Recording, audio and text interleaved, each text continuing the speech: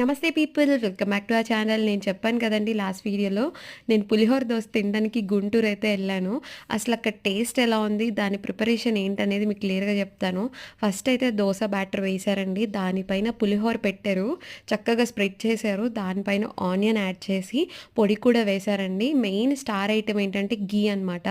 గీ అయితే అలా పోసేసారు, ఇంకంతే మొత్తం దాని చుట్టూ దానిపైన మొత్తం పోసేసి మొత్తం మిక్స్ చేసేసారనమాట, మొత్తం వేసిన ఇంగ్రీడియంట్స్ అన్నీ. తర్వాత మొత్తం కింద ఫ్రై అయిందని అనిపించినప్పుడు దాన్ని ఇలా తిప్పేసి తీసేశారనమాట. మేమైతే పార్సిల్ చేపించుకున్నాము. అప్పటికే మాకు చాలా హెవీ అయిపోయింది. 2 టైమ్స్ ఇడ్లీ తిన్నాము, దోస తిన్నాము.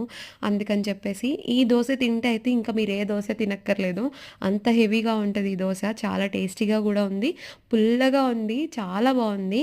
నాకు ఆ పులిపే ఎక్కువ తెలుస్తుందనమాట, ఆ కారం పొడి వాటికంటే కూడా ఆ పులుపు టేస్ట్ చాలా బాగా అనిపించింది. టేస్ట్ అయితే అదిరిపోయింది, ఖచ్చితంగా ట్రై చేయొచ్చు. Thank you for watching. See in the next video.